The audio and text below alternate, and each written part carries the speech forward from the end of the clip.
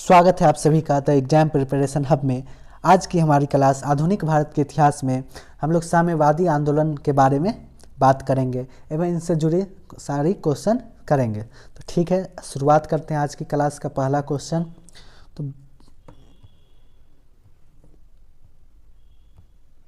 तो बात कर लेते हैं पहला क्वेश्चन का। तो बम्बई मिल हैंड्स एसोसिएशन, बम्बई मिल हैंड एसोसिएशन की स्थापना किसने की? तो एम.एन. लोखंडे के द्वारा बम्बई मिल हैंड एसोसिएशन की स्थापना किया गया। किसने रूसी क्रांति 1917 ईस्वी के अभिनंदन में कविता लिखा था? तो सुब्रमण्यम भारती ने रूसी क्रांति 1917 के अभिनंदन में कविता लिखा था।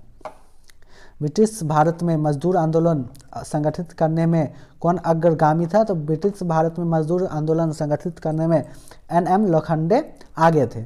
भारत का प्रमुख आधुनिक मजदूर संघ, भारत का प्रथम आधुनिक मजदूर संघ कौन था? तो मद्रास मजदूर संघ 1918 ईस्वी भारत का प्रथम आधुनिक मजदूर संघ था। आगे बात कर ले हम लोग, भारत में 1918 ईस्वी में प्रथम मजदूर संघ की स्थापना किसने की? तो बी.पी. वाडिया ने की। तो भारत का प्रथम आधुनिक मजदूर संघ कौन? मद्रास मजदूर संघ। और इसकी स्थापना किसने की? तो बी.पी. वाडिया ने की। कम्युनिस्ट इंटरनेशनल की स्थापना मार्च 1919 में किसने की? तो इलियचन लेनिन ने की।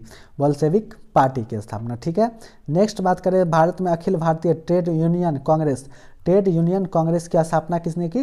तो एन.एम. जोशी। बहुत important question, trade union Congress की स्थापना किसने की? तो एन.एम. जोशी ने की। नेक्स्ट बात करें, किस संगठन की स्थापना एन.एम. जोशी ने की थी? तो अखिल भारतीय ट्रेड यूनियन कांग्रेस की स्थापना एन.एम. जोशी के द्वारा किया गया। तो बम्बई में अखिल भारतीय व्यापार संघ कांग्रेस AITUC की स्थापना कब हुई? तो 31 अक्टूबर 1920 ईस्वी को बम्बई में अखिल भारतीय व्यापार संघ कांग्रेस की स्थापना हुई, AITUC की स्थापना। नेक्स्ट बात कर लें कि वर्ष 1920 ईस्वी में आयोजित all India trade union Congress के उद्घाटन प्रथम सत्र की अध्यक्षता किसने की? तो लाला लाजपत राय ने प्रथम सत्र की अध्यक्षता की। ठीक है, नेक्स्ट बात करें, भारत में मजदूर संघ आंदोलन से कौन जुड़े थे? तो बी.पी. वाडिया और एन.एम. जोशी मजदूर संघ आंदोलन से जुड़े हुए थे। आगे बात कर ले, अखिल भारतीय व्यापार संघ कांग्रेस का प्रथम महामंत्री कौन था? तो दीवान चमनलाल अखिल भारतीय व्यापार संघ कांग्रेस का प्रथम महामंत्री थे।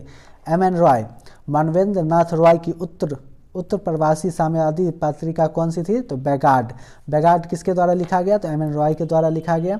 ठीक है, मुजफ्फर अहमद, S.A. डांगे, शौकत उस्मानी तथा नलिनी गुप्ता किस षड्यंत्र के लिए कैद किए गए थे? तो कानपुर बोल्शेविक षड्यंत्र केस के लिए।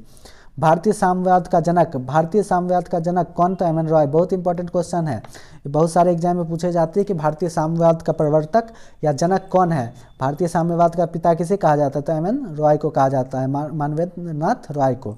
ठीक है, आगे बात कर ले, कानपुर में 1920 ईस्वी में स्थापित कम्युनिस्ट पार्टी ऑफ इंडिया का अधिवेशन किसकी अध्यक्षता में संपन्न हुआ? तो सिंगारवेल्लू चेट्टी की अध्यक्षता में कम्युनिस्ट पार्टी ऑफ इंडिया का अधिवेशन संपन्न हुआ। ठीक है, नेक्स्ट बात कर लेंगे हम लोग, कम्युनिस्ट इंटरनेशनल का सदस्य बनने वाला पहला भारतीय कौन था? तो कम्युनिस्ट इंटरनेशनल का सदस्य बनने वाला पहला भारतीय एम.एन. रॉय। भारतीय कम्युनिस्ट साम्यवाद का जनक एम.एन. रॉय बने हुए थे प्रथम कम्युनिस्ट इंटरनेशनल का सदस्य। ताशकंद में 17 अक्टूबर 1920 को भारतीय कम्युनिस्ट पार्टी की स्थापना किसने की? तो ताशकंद में 17 अक्टूबर 1920 को भारतीय कम्युनिस्ट पार्टी की स्थापना एम.एन. रॉय, अवनी मुखर्जी, मोहम्मद अली और मोहम्मद शफीक ने मिलकर की। ठीक है, आगे हम लोग देखेंगे, कानपुर संयंत्र मुकदमा किस आंदोलन के नेताओं के विरुद्ध था? तो साम्यवादी आंदोलन के नेताओं के विरुद्ध में कानपुर संयंत्र मुकदमा दर्ज किया गया था 21 फरवरी 1921। ठीक है, याद रखिएगा, भारतीय साम्यवादी दल की स्थापना कब हुई? तो 1 सितंबर 1924 ईस्वी को भारतीय साम्यवादी दल की स्थापना हुई। बहुत इंपॉर्टेंट क्वेश्चन है ये, भारतीय साम्यवादी दल। याद रखिएगा आप लोग, भारतीय साम्यवादी दल की स्थापना 1 सितंबर 1924 ईस्वी को हुआ। नेक्स्ट बात करें, ट्रेड यूनियन आंदोलन के क्रांतिकारी चरण का समय क्या था? तो ट्रेड यूनियन आंदोलन के क्रांतिकारी चरण का समय कब से कब तक था? 1926 से 1939 के बीच में। ठीक है, नेक्स्ट बात कर लें हम लोग अखिल भारतीय कर्मचारी एवं विकास दल कब अस्तित्व में आया था। तो अखिल भारतीय कर्मचारी एवं विकास दल वर्ष 1928 ईस्वी में अस्तित्व में आया था। ठीक है, नेक्स्ट बात करें मेरठ षड्यंत्र केस में किस राष्ट्रीय नेता ने बंदियों का पक्ष लिया था। तो MC चागला ने बंदियों का पक्ष लिया था। आगे बात कर ले हम लोग किस केस की समस्त संसार में चर्चा हुई और अभियुक्तों के समर्थन में Albert Einstein, H.C. Wells, Harold Laski तथा रूजवेल्ट ने सहानुभूतिपूर्ण टिप्पणियाँ की। तो मेरठ षड्यंत्र मुकदमा की इन्होंने टिप्पणियाँ की 1929 से 1933 के बीच। ठीक है, नेक्स्ट बात करें वर्ष 1929 में नागपुर में आयोजित all India trade union Congress के अध्यक्ष कौन थे। तो जवाहरलाल नेहरू। बहुत इंपॉर्टेंट क्वेश्चन। 1929 में नागपुर में आयोजित ऑल इंडिया ट्रेड यूनियन के अध्यक्ष कौन थे। जवाहरलाल नेहरू जी थे। ठीक है, नेक्स्ट बात कर ले सन 1929 में ऑल इंडियन कांग्रेस में क्यों विभाजन हुआ, जिसमें NM जोशी के भारतीय ट्रेड यूनियन फेडरेशन बनाने की आवश्यकता पड़ी। तो इसका विभाजन क्यों हुआ। तो संगठन को अंतर्राष्ट्रीय साम्यवाद आंदोलन से संयुक्त कराने पर मतभेद हो गया, इस कारण इसका विभाजन हुआ। आगे बात करें सोमेंद्र नाथ टैगोर द्वारा स्थापित दल का क्या नाम था। तो क्रांतिकारी साम्यवादी दल सोमेनेंद्र नाथ टैगोर द्वारा स्थापित किया गया।